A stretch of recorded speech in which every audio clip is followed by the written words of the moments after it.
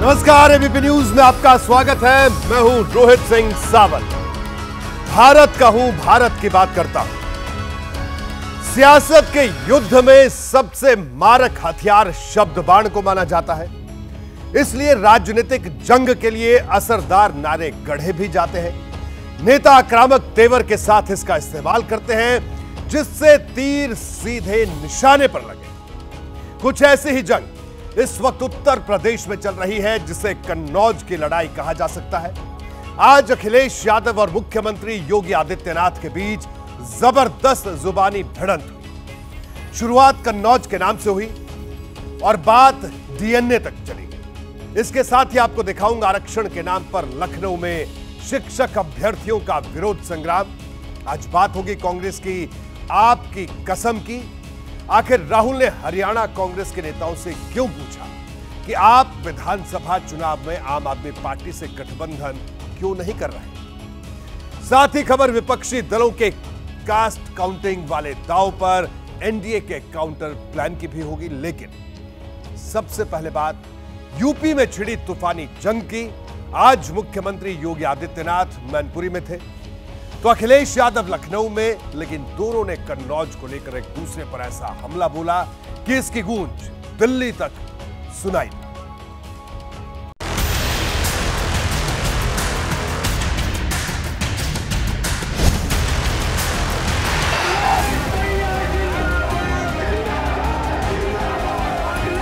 उत्तर प्रदेश में आप जानते होंगे कई घटनाएं हुई हैं। कन्नौज, जहां एक बेटी को फांसी पे लटकना पड़ा। फरक्काबाद में, गोरखपुर जो मुख्यमंत्री का खुद गृह जनपद है। इनके वास्तविक कारनामे देखने हो तो कन्नौज में घटित घटना और नवाब ब्रांड, ये समाजवादी पार्टी का वास्तविक चेहरा। ये मुख्यमंत्री जाने वाले हैं, इसलिए इस तरह की भाषा का इस्तेमाल कर रहे हैं। इनका कारनामा वही है जो अयोध्या में एक निषाद बेटी के साथ समाजवादी पार्टी के नेता के द्वारा किया गया था। इनके घिनौने कृत्य वही है जो लखनऊ में एक बेटी को कैसे इन लोगों के द्वारा गिराया जाता है।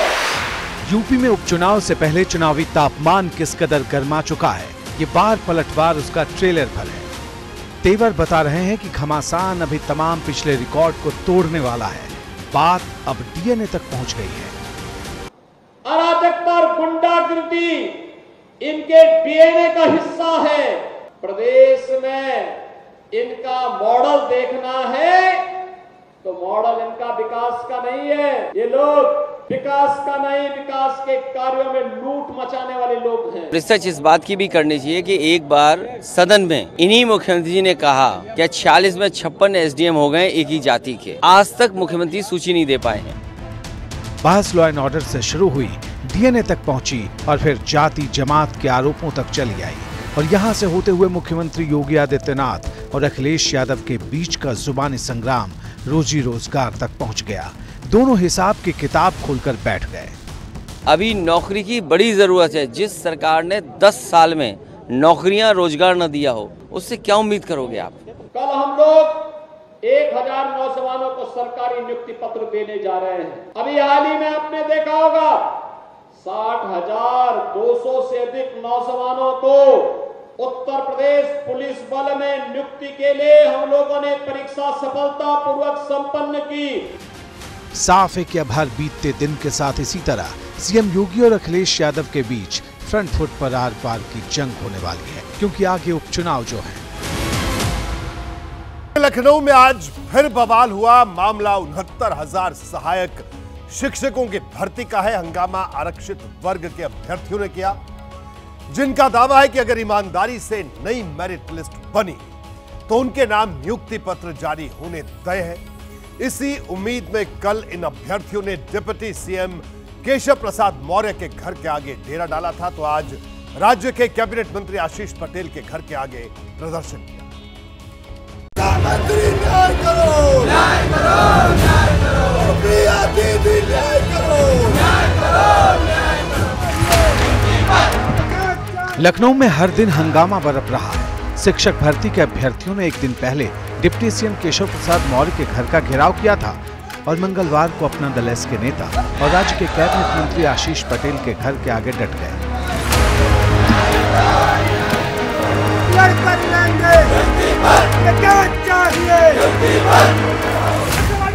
डटे भी तो ऐसे कि हटने को तैयार नहीं थे। पुलिस ने सख्ती की तो भी ज्यादा असर नहीं दिखा।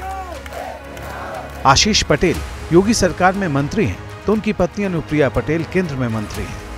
अपना दल एस के ये दोनों नेता पिछड़े वर्ग की राजनीति करते हैं। इस मुद्दे पर मुखर भी रहे हैं। शिक्षक अभ्यर्थियों के लिए इंसाफ की आवाज भी उठाई है।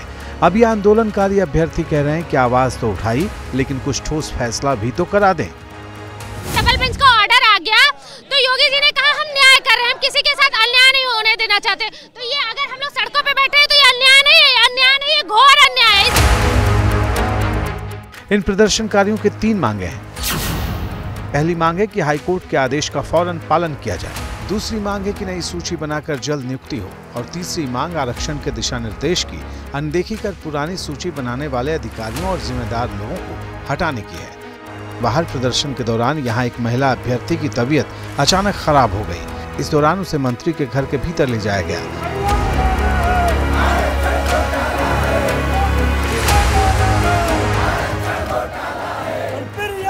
हंगामा बढ़ा तो मंत्री आशीष पटेल बाहर आए, प्रदर्शनकारी अभ्यर्थियों से मिले, आरक्षित वर्ग के इन अभ्यर्थियों को कानूनी लड़ाई में साथ देने का यकीन दिलाया। कहा कि निकम्मे अफसरों के खिलाफ कार्रवाई होनी ही चाहिए और भरोसा दिलाया कि इस बार की दीपावली आप लोग स्कूल में मनाएंगे। इशारा नियुक्ति पत्र की तरफ था। मंत्री भी हों तो इन्हीं वंचित वर्ग के लोगों की बदौलत। अगर अनुपालन में किसी प्रकार की कमी रही है तो गुमराह करने वाले अधिकारियों को हमारी पार्टी ऐसे अधिकारियों के विरुद्ध कड़ी कार्रवाई की मांग करती है। केशव प्रसाद मौर्य से लेकर आशीष पटेल तक योगी सरकार में प्रमुख ओबीसी चेहरों में शुमार है। अब इस बात की चर्चा तेज है कि आरक्षित वर्ग के शिक्षक अभ्यर्थी प्रदर्शन का अगला ठिकाना किस मंत्री के घर के आगे तलाशेंगे।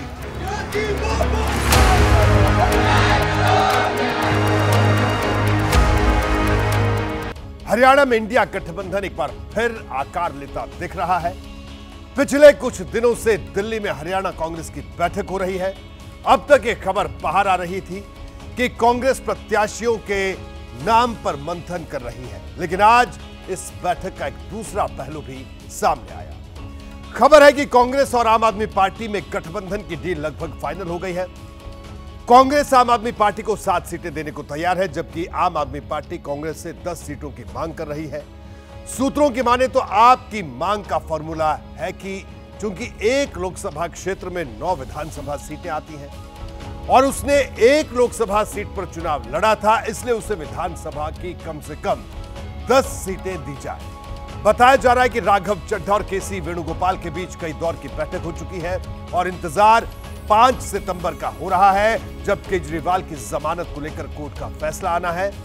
वहीं सूत्र यह भी बता रहे हैं कि सीट बंटवारे के लिए कांग्रेस ने एक कमेटी का भी गठन कर दिया है, जिसमें दीपेंद्र हुड्डा, दीपक बाबरिया जो कि हरियाणा के प्रभारी हैं और अजय माकन इस कमेटी के सदस्य बनाए गए हैं, जबकि पार्टी के महासचिव केसी वेणुगोपाल सीट बंटवारे की निगरानी करेंगे।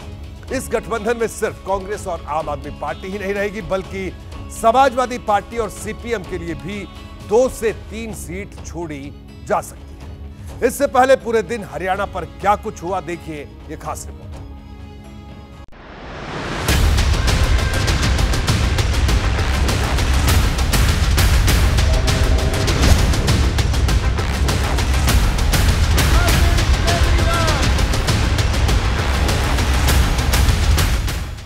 हरियाणा में बीजेपी को हराने की 100% गारंटी हासिल करने के लिए कांग्रेस आम आदमी पार्टी के साथ गठबंधन कर सकती है।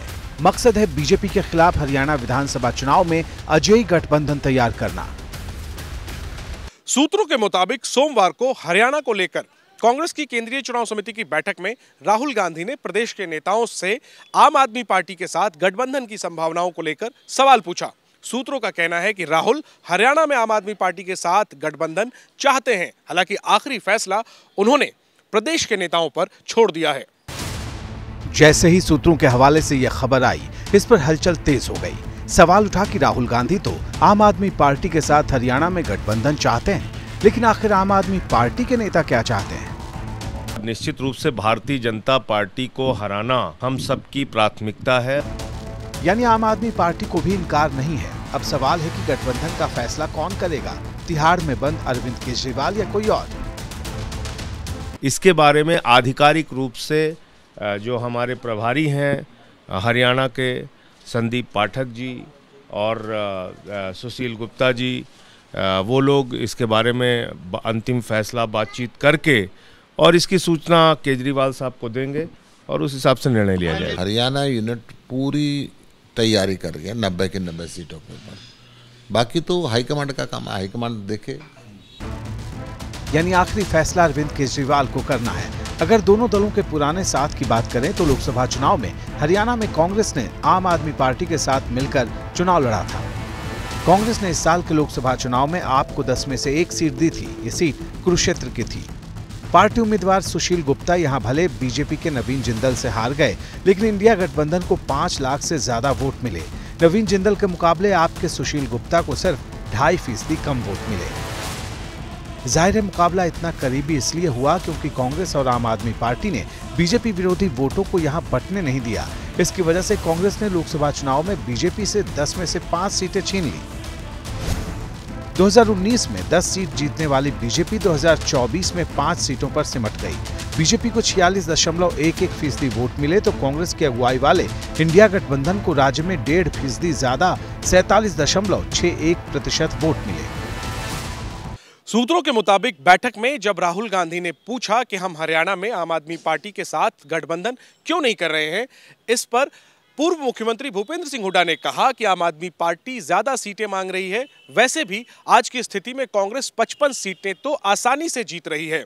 हुड्डा का जवाब सुनने के बाद राहुल गांधी बोले कि बीजेपी को हराने के लिए इंडिया गठबंधन का एकजुट बने रहना जरूरी है। मैं गठबंधन का निर्देश नहीं दे रहा हूं, लेकिन एक बार विचार विमर्श करके देखिए कि क्या उन्हें साथ लिया जा सकता है।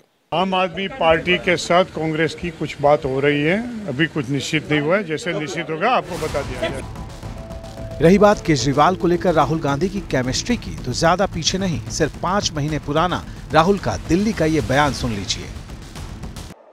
और स्टेज से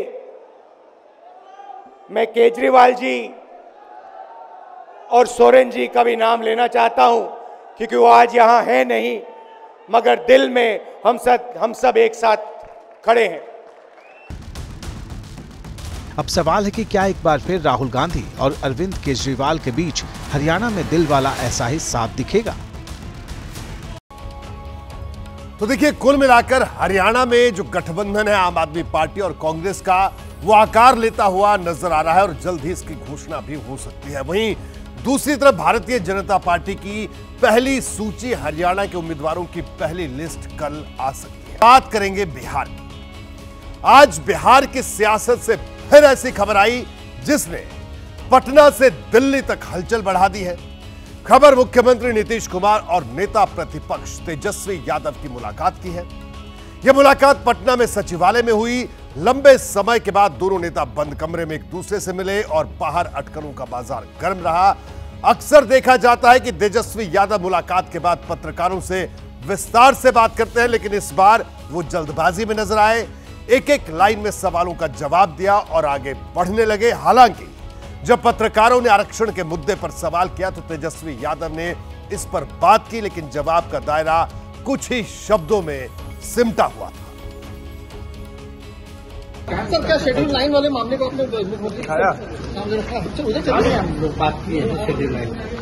क्या बोला राकेश के रिपोर्ट में है? राकेश के भी बोला कि भाई हम भी कोर्ट पहुंच गए, आप रखिए हम भी रखते हैं। अच्छे चलिए। देखिए, यहां यह जान लेना बेहद जरूरी है कि आखिर तेजस्वी 9वीं अनुसूची वाली कौन सी बात कर रहे। दरअसल बिहार में जब जेडीयू और आरजेडी की सरकार थी तो जातीय जनगणना के बाद राज्य सरकार ने बिल पास कर ओबीसी और SC/ST आरक्षण के दायरे को 50% से बढ़ाकर 65% कर दिया था, लेकिन पटना हाईकोर्ट ने इसे रद्द कर दिया। तेजस्वी की मुलाकात से कुछ घंटे पहले नीतीश सरकार के मंत्री विजय कुमार चौधरी ने तेजस्वी यादव से पूछा था कि जब कानून ही रद्द हो गया तो फिर किस चीज को 9वीं अनुसूची में डालें। और अब सवाल है कि फिर तेजस्वी यादव नीतीश कुमार से आखिरकार क्या क्या बात करते हुए नजर आए। दिलचस्प यह भी है कि मुख्यमंत्री से मिलने से पहले तेजस्वी ने उन पर तीखा तंज भी किया था। क्या कीजिएगा, संगत का असर है। हमारे साथ थे तो जाति जनगणना कराए, आरक्षण बढ़ाए। हम लोगों ने भाजपा में गए हैं, आरएसएस में गए हैं, तो वहाँ का असर पड़ गया है। आरक्षण को खत्म कर रहे हैं, चुप्पी साधे हुए, क्रीमी लेयर पे नहीं बोलते, लेटरल एंट्री पे नहीं बोलते। हालांकि तेजस्वी यादव और नीतीश कुमार की जो ये मुलाकात थी, ये मुलाकात बिहार में जो सूचना आयुक्त था उसको लेकर, चर्चा को लेकर ये मीटिंग थी।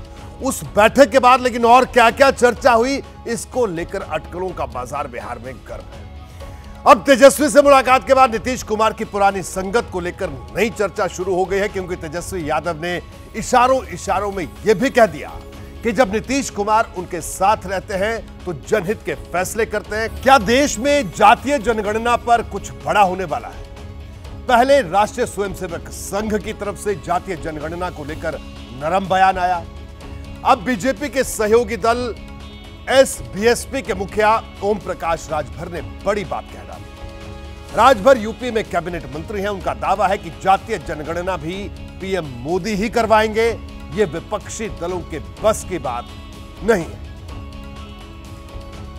हम तो बार बार कह रहा हूं कि जातिवार जनगणना एनडीए गठबंधन माननीय नरेंद्र मोदी जी के नेतृत्व में ही जातिवार जनगणना होगी।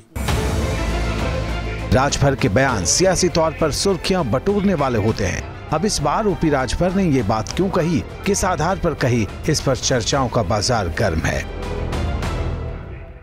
चाहे कांग्रेस सत्ता में रही तो नई नीति खुली, सपा बसपा सत्ता में थी तो नई नीति खुली, सत्ता से हटने के बाद नीति खुली है। तो अब ये लोग जब सत्ता से बेदखल हुए तो चिल्ला रहे हैं। गौर करने वाली बात यह है कि एनडीए के खेमे में ये बयान तब आया है जब राष्ट्रीय स्वयंसेवक संघ ने जातीय जनगणना के सवाल पर बेहद नरम रुख दिखाते हुए साफ कर दिया कि अगर इसका मकसद किसी समुदाय या जाति का कल्याण हो तो ऐसा किया जा सकता है।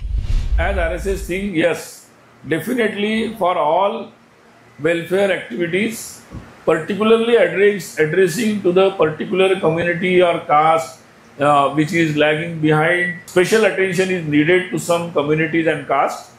So for that